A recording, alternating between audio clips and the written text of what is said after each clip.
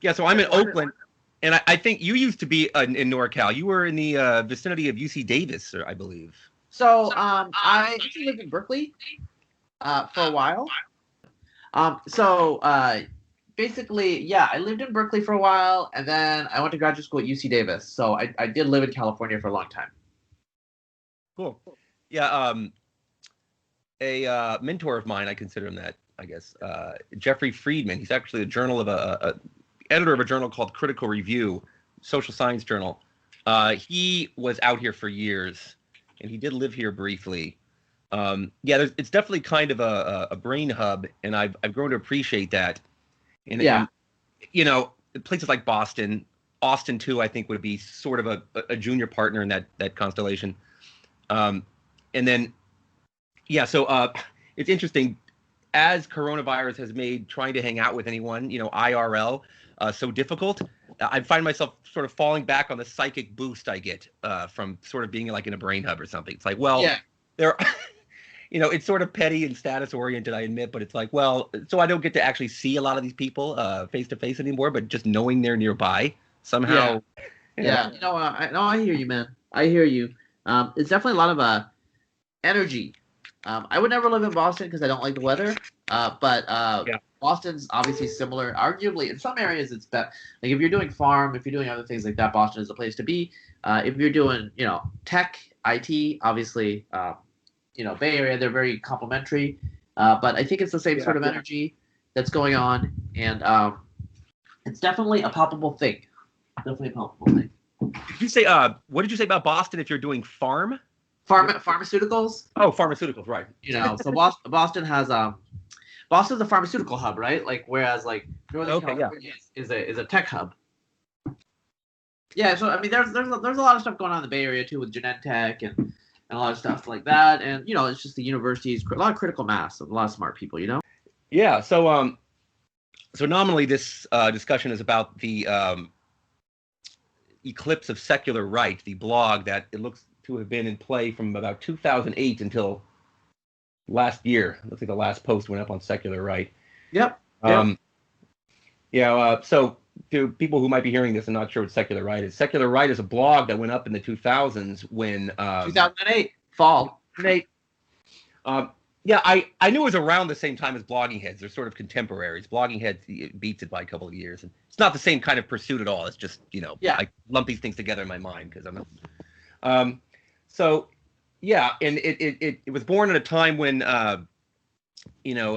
atheism was, I guess, enjoying a certain currency, and it poised against or positioned against the George W. Bush era of political reign, which was sort of overtly Christian, not hyper overtly. It appears, I'm just now realizing in retrospect, doesn't seem to be terribly Christian, but I guess it was, and that's the way it felt in the Daily Show era, which was also the secular right era.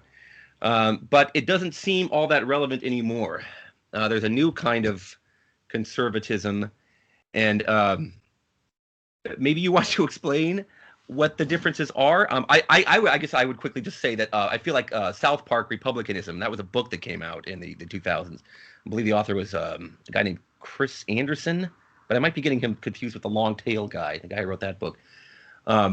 Anyway, it feels like the Republican Party conservatives are now pretty thoroughly secular, and that a lot of the differences between them and Democrats or progressives have little to do with religion.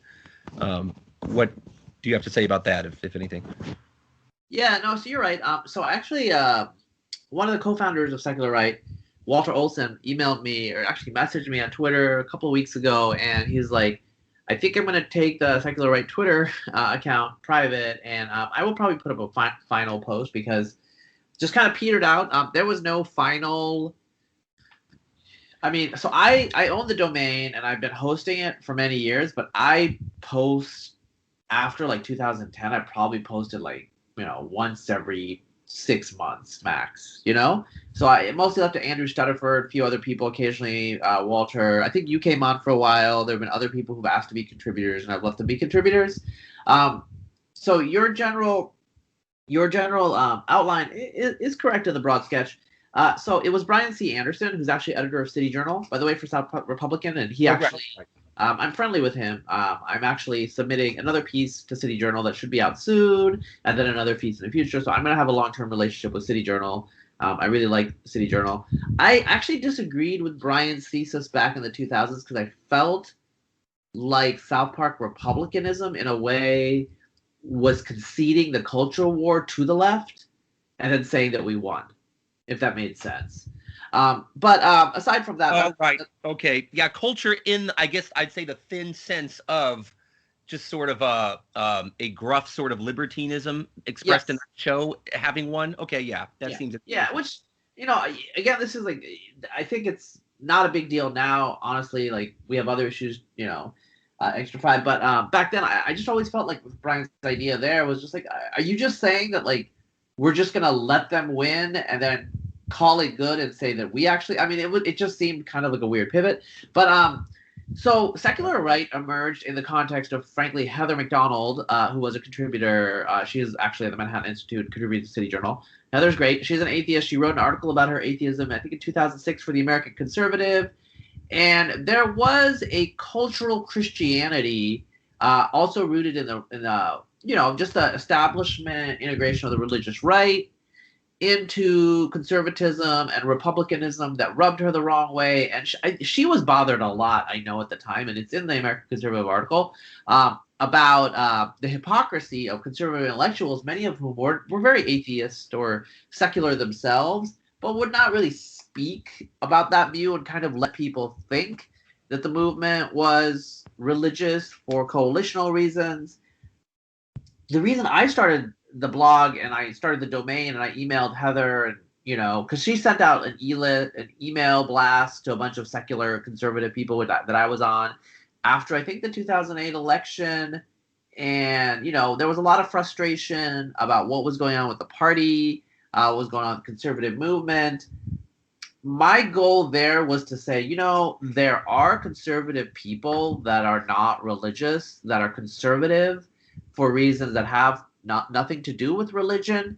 And the blog was also, fundamentally, it's conservatives. Like, Walter Olson was a conservative libertarian, or libertarian conservative, however you want to say it. But there's a lot of libertarians who are atheists, and they're part of the right. But that's a different thing, right? I mean, that's just not a big deal. But what about if you're a conservative? Like, Heather McDonald is not a libertarian. Heather is not a libertarian, but she's never been religious. She's not religious now. She's an atheist. And so how does that happen? And our existence was partly to show that we existed.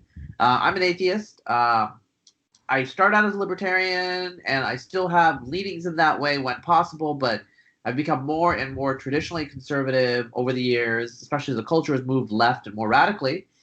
And I think that there is plenty of non-theistic, you don't need to be grounded in God to be socially conservative in many ways. And that was just the point. And none of us wanted to purge religion from the world. Like, that's just not going to happen. The point was just that the Republicans were losing, and we thought they were losing partly because they were getting a little too identified with, you have to be religious, you have to be a churchy person to vote Republican and be conservative. And like, you don't, you just have to agree on these basic values and these views. And so that was the point. And we got into arguments with people who were saying, well, you could be atheist, but you have to basically do taqiyya, which is what Heather's problem is. You have to be quiet about it and not tell people, because you have to be outwardly, like, this is a Christian movement. Like, you can't be conservative and not fundamentally understand that it's still it's Christian, And we were just like, well, I mean, that might be a historical coincidence in the United States, but there's nothing fundamental about it. And so we had like a lot of those arguments, through the Obama era. And, there was a lot of argument and ferment in the conservative movement and among Republicans during the Obama times. And I think what ended up happening is the religious right is not a thing, partly because American society is secularized. I mean, mostly the left, but even the right has been impacted. And I think fundamentally, I know that Donald J. Trump is a strong cultural Christian, but I don't really think that he's a religious believer at all. I think he's as Christian as Barack Hussein Obama, who was also a cultural Christian, just a liberal one, who was on the record as saying he believed in angels more, or he believed in evolution more than he believed in angels. So we've had two presidents in a row that like really are not fundamentally religious at all. They're secular people, and so the raison d'etre of secular right was kind of removed by the shift in American culture, which moved more towards our direction, where conservatism doesn't necessarily have to have a religious bent. And some of the most provocative right-wing entrepreneurs today are not even they're just forthrightly secular, non-religious people like Mike Cernovich, for example, could be a classic example. But then you have someone like Adam Carolla, who used to be a radio personality in the 2000s, and he's more of a conservative now, or he's identified as on the right, but he's also an atheist, and it's just not that big of a deal. No one cares anymore. In 2008, it was different. It would raise eyebrows. Yeah. Adam Carolla's show with Dr. Drew Pinsky in the 2000s. That I think people get a feeling as if it was something along the lines of Dan Savage's show, right? It was thought to be something that kind of hedonistic liberals tuned into to get all kinds of sundry but basically secular advice relating to sex and relationships and stuff. And now that just isn't really a thing that we include in our how we analyze whether he's right or left. Right? Yeah. Adam is he has said that he's libertarian and all these other things, but like honestly, at this point, if you are a South Park conservative or libertarian, you're also like you're more culturally conservative, because like really the left today is going against bourgeois culture. Like look at what Black Lives Matter's statements were before they deleted it a couple of months ago. They were going to tear down like the Western patriarchal family or something crazy. It's like, okay, I'm against that. So I guess I'm against Black Lives Matter, which means that I'm a horrible Hitlerian person now. I don't know. I feel like the radicalism of the left means that we have to put aside on the right a lot of disagreements. And honestly, the religious people are not looking so bad right now. There's a lot of atheists who are I know a lot of people who are new atheists who reject social justice warriorism. They reject the new religion, and therefore they're making common cause with religious conservatives because like it's about survival now. Yeah, there was a recent article. I think it might have been at Unheard, someplace like that. Basically, or Tablet. What was that? Or Tablet Mag. Oh yeah, I think you know where I'm going with this. It was basically positing three camps. There's the wokes, the anti-woke, and the nuns. And the nuns are the nuns and the religious, I should say. So we have the woke, the religious, and the nuns. The nuns are aligning with the religious against the woke to form an anti-woke coalition of some kind. Yeah. That does look like how it is now, right? Just as a lot of kind of beleaguered, maybe formerly or would have been forthrightly Christian in a parallel universe have resigned themselves or consigned themselves to think, okay, fine, have your gay marriage. Let's just let bygones be bygones and let people, different strokes for different folks. They finally signed on to kind of a 70s or 80s liberalism. There's a left with a newfound force that's saying that's not good enough. So. Yeah, basically a lot of the paranoid ravings of social conservatives in the 90s and into the 2000s were right. They are coming for your family. They are coming for your civilization. They are coming for your values. They're coming for everything, So until they stop doing that, I'm against that. And whoever's against that, I'm for them. It's a very simple calculus. We don't need like long statements of principles. The simple principle is we believe in surviving the way we are and not reconstructing our whole language and our lifestyle based on something that's been introduced by cultural radicals. And the radicals today are on the left, and the people on the right, we don't talk about gay marriage. That's one of the things with the Trump administration. There was really no traditional social conservatism, and no one seemed to care anymore. There was no real pushback on gay marriage. And, Trump is basically a 1980s social liberal in many ways. He obviously has no real issue with gay. What? I said that's when he, cut his teeth and got popular. Yes. And so he's really just kind of holding on to the same guy he was in his 30s. Yeah. I think Trump is a creature of the 1980s. He's a creature of that time. And so he doesn't really have a problem with gay people because, I mean, aside from like his disassociation from Roy Cohn due to HIV, really it's like that's just like part of the New York scene. And so that was never an issue for him. And so it's never been an issue over the last 4 years. And people just kind of, I mean, yeah, he's officially opposed to gay marriage, but his whole presidency has actually been more like status quo gay friendly in a way than say Obama's first 4 years. So that's how far we've moved as a culture. A lot of the cultural radicalism of the social right, it's not an issue anymore. Like they're retrenching, so we don't really have to worry about them oppressing us. They just want to be left alone. And a lot of us on the right who are not social conservatives, I mean, I don't even necessarily say I am not a social conservative now because I believe in the nuclear family, and that's a culturally radical position to take now in some ways. I am not, I would not call myself pro-life, but I also don't believe that abortion should be totally laissez-faire right up until the moment of birth. So I'm definitely not like, NARAL type person.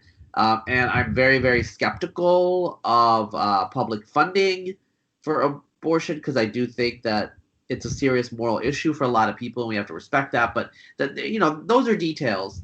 I support the nuclear family. I reject a lot of the gender radicalism going on. I reject a lot of racial identitarianism that's ascendant on the cultural left.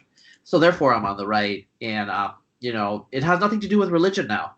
It's basically like, what do you like? What changes are you against? That's all we're focusing on right now. You don't have to.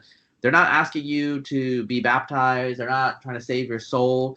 They're trying to save their own churches. That's the religious people are under siege and they're looking for allies now. They're not on the march like they were in the 2000s. So it's a whole different landscape.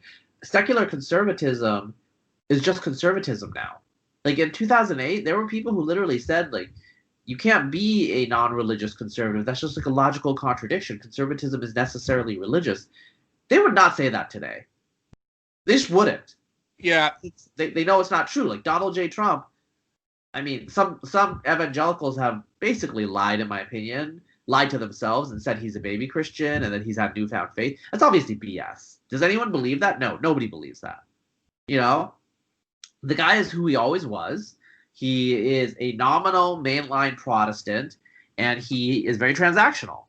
He's transactional with everybody and everything. So, he's not a baby Christian. He is who he is, and it's not about religion. It's about what views and his own prominence as a celebrity politician, stuff like that. So, I think we're in a different world, and that's why secular right is not relevant because it's become part of just our background assumption of the world. You don't want to like talk about God too much just because you don't want to alienate the young uns who you want to be on the right. Because unfortunately for the religious people, they have a really, really hard time maintaining their hold on the youth. Yeah, I'm a little fascinated by the younger right who seem to be adopting Christianity, not the kind of Anglo-Saxon Protestant form, but a kind of cooler, traditional Catholic or probably even cooler than that, kind of Eastern Orthodox kind of thing. Yeah, I know some of these people. Like, I'm friends with some of these people. Yeah, I don't know how serious they really are because although no specific name comes to mind, I could swear they've been on the same path as me, and that they were probably pretty vocal atheists. Not long ago, or they yes, a lot of them, like several, like one guy I know who's an Eastern Orthodox Christian. He was in the 2000s. He was kind of a new atheist, basically. He went through a new atheist phase. So, I mean, I think a lot of these people are very disagreeable with like conformity in the mainstream, and I am a convinced atheist, so I cannot believe in any of these religions, even if I wanted to. And you, just to interject real quick, you've been convinced for a long time. If I recall you saying, a lot of people could tell a story of, religion just sort of feeling wrong, but it came in their teens. And you said you felt that earlier than that. Yeah, I mean, I knew I was an atheist from when I was 8, when I realized I didn't really believe in God. So It's intuitive for you. Yeah. I've never really had a phase where I actually believed in heaven and stuff in a concrete way. Like I've talked to religious people. I've talked to people who are atheists who used to be religious, and it's quite clear whatever they had, I never had.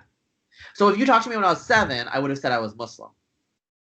But if you Yeah. actually like talked to me about what that meant, you would realize that I actually had no idea and no interest. Right? Yeah. So I've never been a religious person. So if I ever became one, which is I think unlikely, that would be a literally life altering change because that has never. It's not. It wouldn't be going back to what I was. It's like something totally new, a new Razib. So I am who I always was when it comes to like the metaphysical aspect. Uh, I respect religion a lot more than I did, partly because I have been shocked at the brazenness of leftist cultural radicalism. Um, and, it's just amazed me, like the things they are asserting and doing. And I just want any institution to stop them. Christianity has been really actually poor at stopping them, religion as a whole, in the United States. So I'm not saying that they actually are that much of a hope. I am kind of black-pilled on this stuff. But a lot of even these trad people, like you talk to them and like they don't have hope that the Catholic Church can prevent radicalism within the church. Less so against the gender. The gender stuff they think it can hold, but against like the BLM, white supremacy, original sin stuff, they're very, very pessimistic that the American church will stop this sort of racism. Because that's what it kind of is. It's racism, right? Against white people or against whoever is Yeah. against It's them. it's completely overt. I mean, what's odd is that right, if you were to present your leftist or democratic friends in 1999 with the scenarios that we've seen actually play out, they'd go, yeah, that's taking it too far. Yeah. That really is. They say something like, hey, listen, sticking up for civil rights and black people, that's pro-black. That's not the same thing as anti-white. I remember them making very much that distinction. That distinction has totally collapsed. Yeah. Yeah.